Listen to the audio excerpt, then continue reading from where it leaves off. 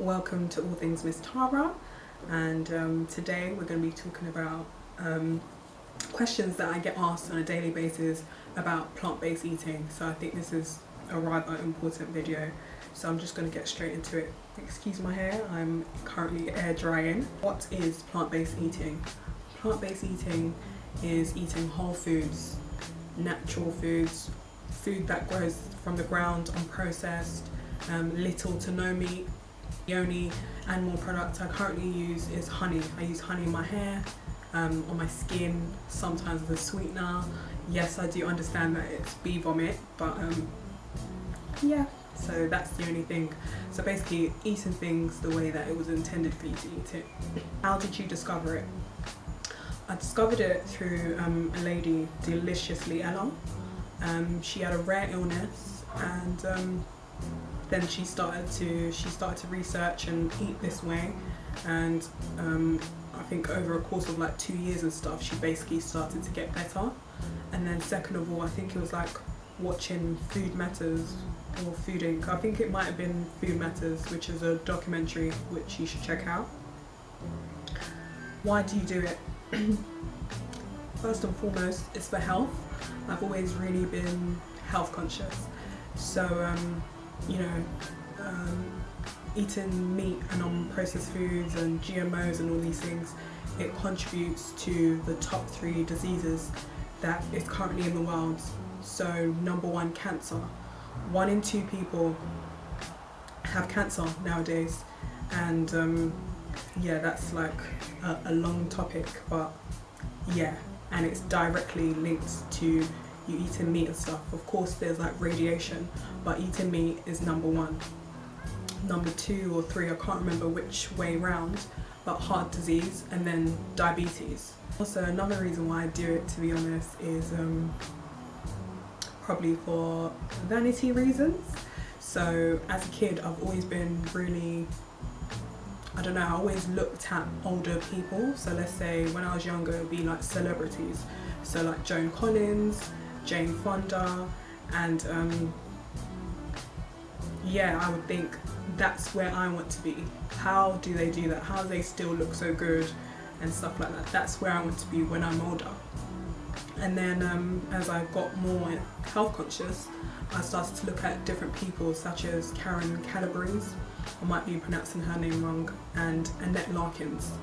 Karen Calabrese owns like a chain of raw food stores, cooked foods and stuff, and she is a raw foodist, although I think sometimes she eats cooked foods, and she's 68. Yeah, and Annette Larkins, who is also a raw foodist, she is 73, and you should check them out.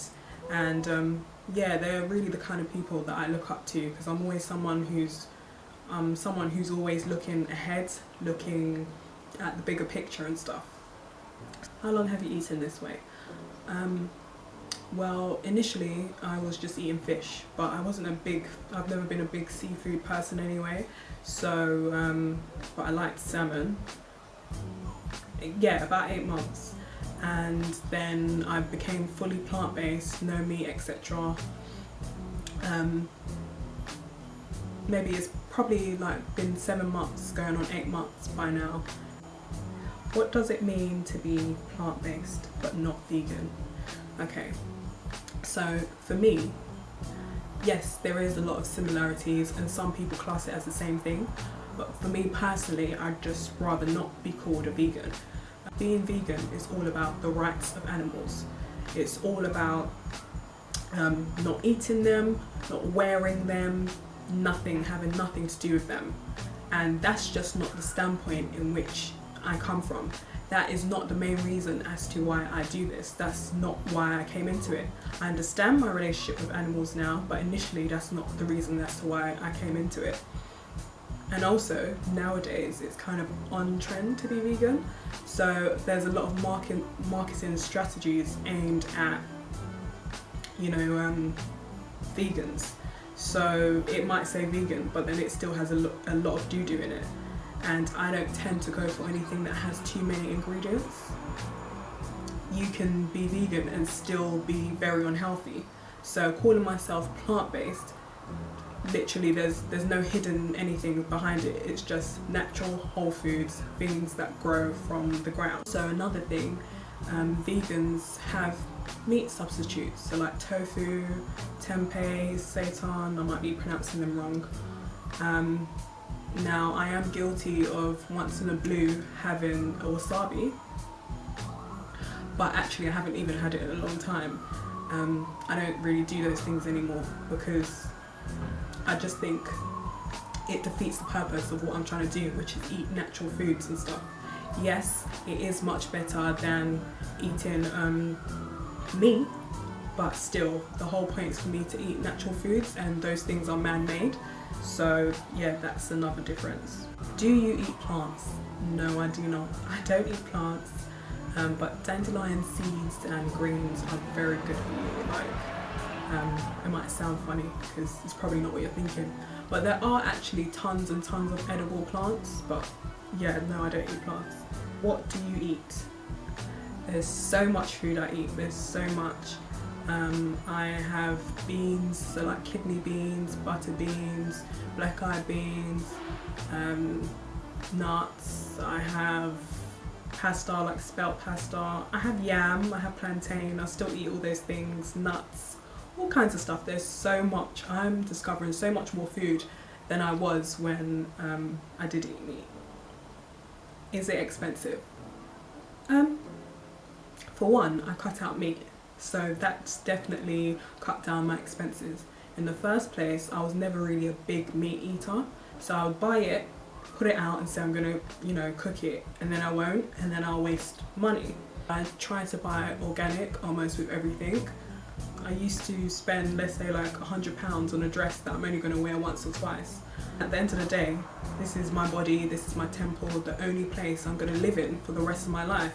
So when you think about those things and the other things you spend money on, no, it's not really expensive. Where do you eat? Well, you can eat anywhere. There are options for vegans, vegetarians, whatever, but you just don't notice them because you don't look for them, but there are options. And there are now so many places that are just for us and stuff, and that's the whole point as to why I started doing this. So hopefully you stick with me and I'll show you like places that you can eat. What are the benefits? There are so many benefits, but for me personally, for one, my skin is clearer. Also, I don't get bloated, I don't really get sick and stuff, I don't get colds. Although there's nothing wrong with getting a cold because it's a way of your body getting rid of toxins. So then you taking medicine and stuff to suppress it is not actually a good thing, because then it'll come out in different ways over time. Maybe a headache, maybe whatever, and then it goes on to be like diseases and stuff. But yeah, I don't really get sick. In terms of my mood, it really changes how what you eat really affects your moods. Like, believe it or not, it really affects your moods. It changes how you see things. Like if you're suffering from depression and stuff, you would definitely notice a difference. Like, you know, even in terms of being tired, I don't really get tired. Yeah, sometimes you might be tired, but not to the point where I'm like, oh my god, I can't move, I'm sluggish, or waking up in the morning. I used to be the worst morning person. Now I'm not groggy or whatever. I just feel much better. There's so many benefits. Are you tired from a lack of protein? I don't lack in anything. In the things that I eat, I probably get more protein than a person who eats meat. Where does your protein come from? First of all, can I just say, this question is like such a big question, and when you're eating your regular food, you're not thinking about where you're getting your protein. So it's funny how straight away that's the question that I'm asked and stuff, when a lot of meat eaters, meat is actually a very small portion of their whole meal, especially with, like, you know, black people. They'll have a big bowl of rice and one tiny bit of like meat or something. So where do I get my protein from? Beans, pulses, vegetables, broccoli. Fun fact, 100 grams of broccoli has almost 2 times more protein than 100 grams of beef. which, by the way, once you cook it, it's pretty much non-existent. So that whole protein thing is a myth. It's something that we've been taught over a long time. Do you have calcium deficiency? No, I do not. I don't lack in anything. I get so much because I eat a wide variety of foods. Where do you get your calcium from? Avocados, chia seeds. I love chia seeds, which is also a good source of protein, by the way. Kale. Kale has a lot of calcium in it. The whole calcium deficiency thing, by the way, like, it's really a myth. It's just marketed and something we've been taught over generations about the whole cow's milk, because in actual fact there is plenty of research that shows that cow's milk actually depletes your calcium, and there's also plenty of research that shows that it can actually give you bone disease and osteoporosis, and there's so much I could say about cow's milk, but we'll save that for another day. What about when you want something sweet? Do you just eat fruit? I love fruit, especially like bananas and stuff, but no, I don't just eat fruit. If I couldn't eat a dessert, I wouldn't be eating like this. I have a sweet tooth. In fact, I'm working on that. If I couldn't bake, I wouldn't be doing this. So yeah, I still get to have a lot of desserts. In fact, a lot of the time guilt-free compared to someone who doesn't eat the way that I do. But again, I'm going to show you some of the things that I do eat.